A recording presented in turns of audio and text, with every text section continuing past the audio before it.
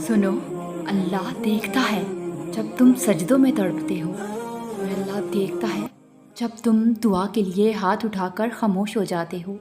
अल्लाह को अंदाज़ा है जब तुम सब्र करते भी थक जाते हो। अल्लाह को हर उस लम्हे की खबर है जब तुम बेबस होकर खामोश हो जाते हो। यकीन रखो, सब्र रखो। उम्मीद लगाने वालों को अल्लाह कभी ना उम्मीद नहीं होने देता। देखो, अल्लाह ने बड़ा सब्र रखा है इंसान में, मगर ये आजमाइशें सबकी एक सी नहीं होती। अल्लाह किसी को उसकी जान से ज़्यादा बोझ नहीं देता, ना ही उसके सब्र का इम्तिहान उसकी हिम्मत से ज़्यादा लेता है। वो अपने जिस बंदे को अपने जितना करीब करना चाहता है ना, उसके मुताबिक उसका इम्तिहान लेता है।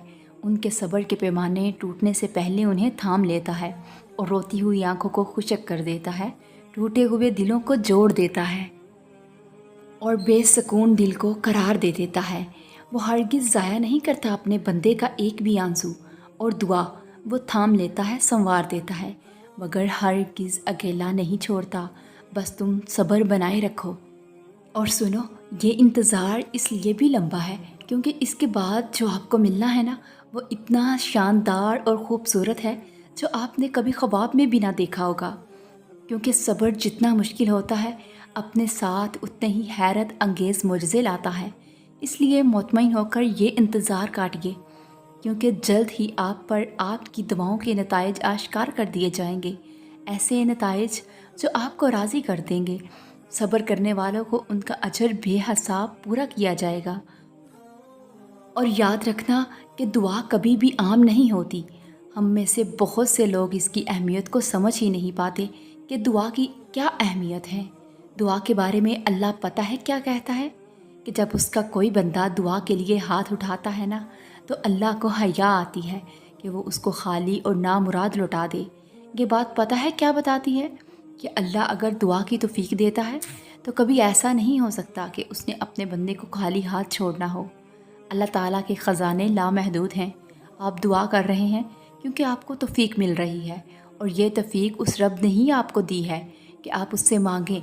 तो दुआ मांगते हुए ये ना सोचें कि क्या होगा आपकी दुआओं का, बल्कि दुआ मांगते रहिए और अल्लाह से जुड़े रहिए, क्योंकि जिस रब ने दुआ की तौफीक दी है वो कबूलियत की घड़ी भी जल्द अता करेगा।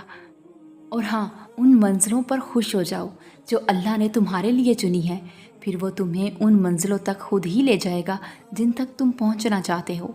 तुम्हारा यकीन और तुम्हारी दुआएं ही तुम्हारा मुकद्दर हैं। तुम्हारा मान है ना अल्लाह पे कि वो तुम्हारी सुनेगा। देखना, वो तुम्हारा मान टूटने से पहले तुम्हारे लिए आसानियाँ पैदा कर देगा।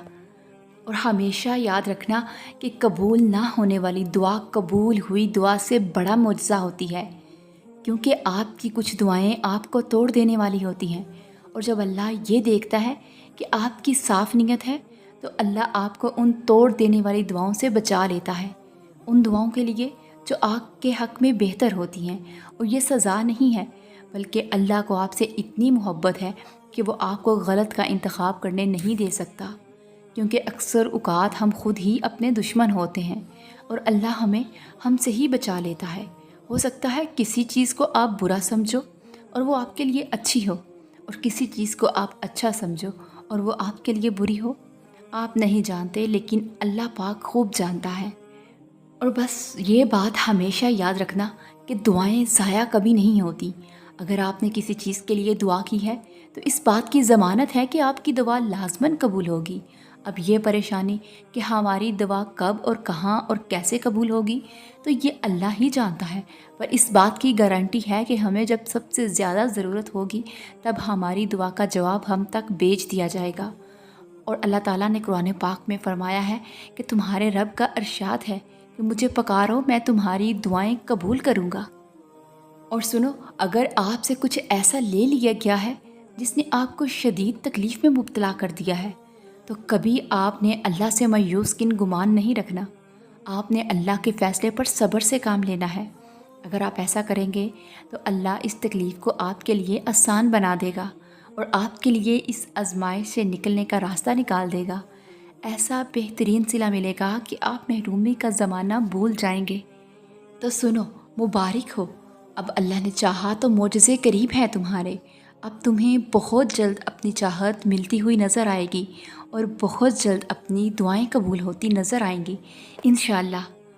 دیکھو میری بات سنو، یہ مت سوچو کہ کب ملے گا، بس یقین رکھو کہ ضرور ملے گا انشاءاللہ۔ اور یاد رکھو تمہاری ساری ناممکن دعائیں ممکن بن کر تمہارے سامنے آنے والی ہیں۔ چلو مسکراؤ، انشاءاللہ وہ تکلیف دینے کے لیے نہیں آزماتا بلکہ وہ نوازنے کے لیے آزماتا ہے، اور تمہارا انتظار ضائع نہیں جائے گا، کیونکہ اکثر معجزے انتظار کے بعد ہی ہوتے ہیں۔ اللہ ہر چیز پر قادر ہے، سب کر سکتا ہے، بس تم مانگنا مت چھوڑنا۔ تو پھر مسکراؤ نا، کیا پتہ اللہ تمہاری ناممکن چاہت پر راضی ہو چکا ہو اور تمہیں دینے کے راستے بنا رہا ہو۔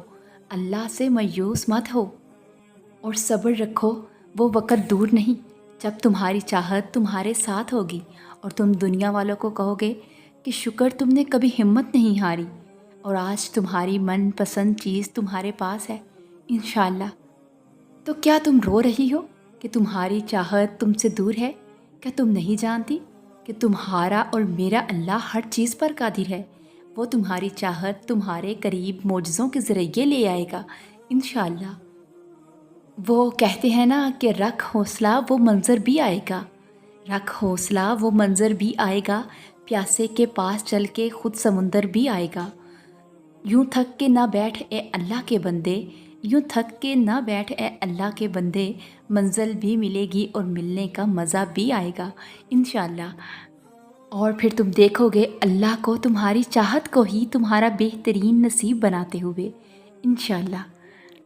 ہمت پکڑو، ہو سکتا ہے یہ تمہاری آخری آزمائش ہو، اس کے بعد تمہیں وہ سب مل جائے جو مانگ رہے ہو۔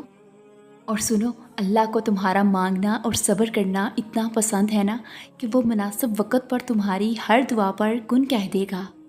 اور میری دعا ہے کہ جو تمہاری چاہت ہے آگے آنے والے دنوں میں وہ تمہاری خوبصورت حقیقت بن جائے، آمین ثم آمین۔